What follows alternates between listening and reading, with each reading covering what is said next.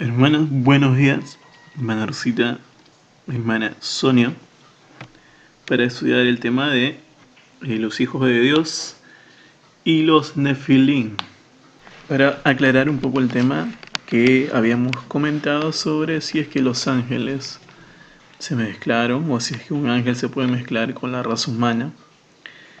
Vamos a tocar este punto de Génesis 6 rápidamente, unos 5 minutos, para poder entender esto, ¿no?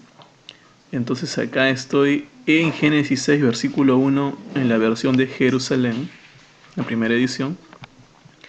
Dice que cuando la humanidad comenzó a multiplicarse sobre la haz o faz de la tierra, le nacieron hijas, ¿no? Vieron los hijos de Dios que las hijas de los hombres les venían bien y tomaron por mujeres a las que preferían entre todas ellas. Entonces dijo Yahvé: no permanecerá para siempre mi espíritu en el hombre, porque no es más que carne, que sus días sean 120 años. Y acá viene el versículo clave, el 4, ¿no? Dice, los Nefilim existían en la tierra por aquel entonces y también después. O sea, quiere decir que los Nefilim existían antes y también después de que los hijos de Dios se unían a las hijas de los hombres y ellas le daban hijos, ¿no? O sea, los Nefilim existían en la tierra por aquel entonces y también después, o sea, antes y después, cuando los hijos de Dios se unían a las hijas de los hombres y ellas les daban hijos. Estos fueron los héroes de la antigüedad, hombres famosos, ¿no? Ok, entonces acá nos está diciendo que estos Nefilim existían antes de que los hijos de Dios se unan a las hijas de los hombres y también después. Por lo tanto, acá hay un descarte de que los Nefilim, traducidos como gigantes o supuestamente gigantes, sean una mezcla de los hijos de Dios con las hijas de los hombres, porque existían antes de que ellos se unan o entren a las hijas de los hombres y también existieron después. Entonces aquí la pregunta es, para poder entender, es quiénes son los hijos de Dios, ¿no? ¿Por qué algunas personas dicen que son ángeles? Y esto viene de una tradición, ¿no? La interpretación de que son ángeles es de un historiador judío llamado Josefo. Y hay otra interpretación que es un poco racista y machista, que dice que eran descendientes de Caín y de Set, ¿no? Entonces, pero vamos a ver qué dice la Biblia de quiénes son los hijos de Dios. Entonces, para esto nos vamos a Juan 1 y el versículo 12.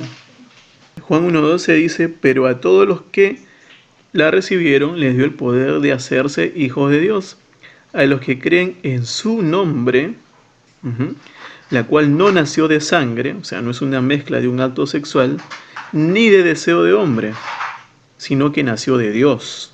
¿Ok? Entonces, ¿quiénes son los hijos de Dios? Dice, los que creen en su nombre y no vienen de una raza, de una sangre, ni de un acto sexual, sino que nacen de Dios.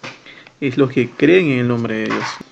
Entonces vemos que los hijos de Dios no es una raza, no es una mezcla de un acto sexual, y tampoco vienen, o sea, no es una raza porque no vienen de sangre. Es simplemente quienes creen en el nombre de Dios, quienes creen en Dios.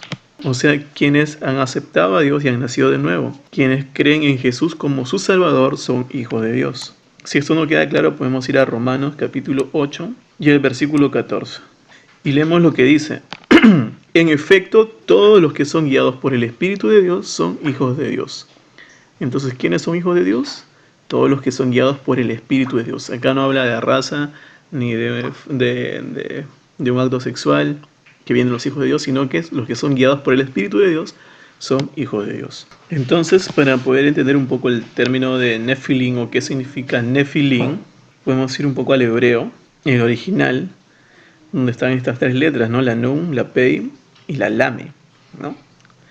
Que significan, se pronuncian Nafal, ¿no? Que significa caer. Y esto es un verbo, una acción.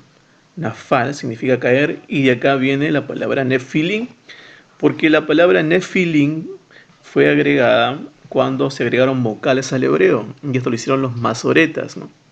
Entonces les pusieron las vocales, ¿no? Se dice los, nefi, entonces se le agrega una yo y una met al final, ¿no? Que suena nefilim, ¿no? Esta es una estructura ifil. Y se pronuncia nefilim, ¿no? Nefilim. Y nefilim es un verbo conjugado de la estructura ifil, ¿no? Cuando se agregan las vocales, la iota. Entonces la palabra nefilim no necesariamente significa gigante, sino que es un verbo causativo, o sea, es una estructura ifil que es un causativo, ya que es un verbo conjugado, ¿no? Esto quiere decir que en el hebreo todo es causa y efecto. Por lo tanto, nefilim no se traduce como gigante, sino se traduce como los que derriban o los que tumban a otros, ¿no? Nefilim significa los que tumban a otros, haciendo referencia a personas que tenían poder y pisoteaban a otras personas, los derribaban, ¿no? La maldad del hombre. ¿Y dónde viene la traducción a gigantes? Es cuando se traduce del hebreo al griego, ¿no? Donde Nefilim se traduce como gigants, ¿no? Y Gigant fue traducido al latín y el latín al español como gigantes. Pero en el hebreo original no está haciendo alusión a tamaño, sino a poder para derribar, ya que Génesis 6 se piensa que es un fragmento de estructura eloísta o sacerdotal, donde ambas hacían una crítica al gobierno, ¿no? Estaban en contra de la monarquía, y es por eso que está haciendo referencia de que el hombre llegó a tener poder y con ese poder pisoteaban a sus propios hermanos, ¿no? Los tumbaban, los derribaban. Esos eran los grandes hombres, los nefilim, los hombres de renombre, que se explica en Génesis. Vamos a leer ahora con esta interpretación. Entonces acá diría algo así.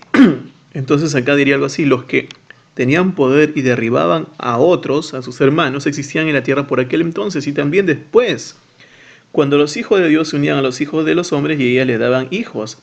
Estos fueron los héroes de la antigüedad, hombres famosos, ¿no? Y esto tiene connotación con lo que dice: y viendo Yahvé que la maldad del hombre cundía en la tierra y que todos los pensamientos que ideaba su corazón eran puros de continuo mal, le pesó Yahvé haber hecho al hombre y se indignó en su corazón. Entonces acá vemos que no está haciendo referencia a gigantes, sino a hombres poderosos que pisoteaban a sus hermanos, los derribaban, ¿no? Hay que saber también que Moisés fue el padre o el autor de la Torá oral, no de la Torá escrita. ¿Por qué? Porque el hebreo se hablaba en Canaán y Moisés no entró a la tierra prometida, por tanto Moisés no hablaba hebreo, no sabía el hebreo, porque el hebreo se hablaba en Canaán. Esto quiere decir que Moisés no recibió la Torá o los mandamientos en hebreo, porque él no sabía hebreo, ¿no? El hebreo o la Torá escrita viene después de que el pueblo de Israel ingresa en la tierra prometida en Canaán, donde sí hablaban hebreo y donde ellas adoptan el hebreo como su lenguaje y empiezan ya el tema de la escritura, ¿no? Que antes no existía, antes era toda una transmisión oral. Entonces Moisés no recibió la Torá en hebreo. Bien, entonces creo que con esto queda un poco claro el tema de los hijos de Dios y las hijas de los hombres y estas mezclas que no están diciendo, la Biblia no dice que nacieron gigantes por fruto de estas relaciones, sino que había hombres que tenían poder, ¿no? Hombres que no habían, obviamente habían aceptado a Dios en su corazón, ni vivían conforme la influencia de su espíritu, por lo tanto pisoteaban y derrumbaban a sus hermanos, ¿no? Y eso era la maldad que se proliferó, ¿no? Y que los hijos de Dios, pues son los hijos, los que aceptan a Jesús, viven bajo su espíritu, ¿no? Y los hijos de los hombres, pues, o las hijas de los hombres, aquellos que no aceptan y viven bajo su propia voluntad. Entonces, bueno, queda acá esta parte, un estudio corto.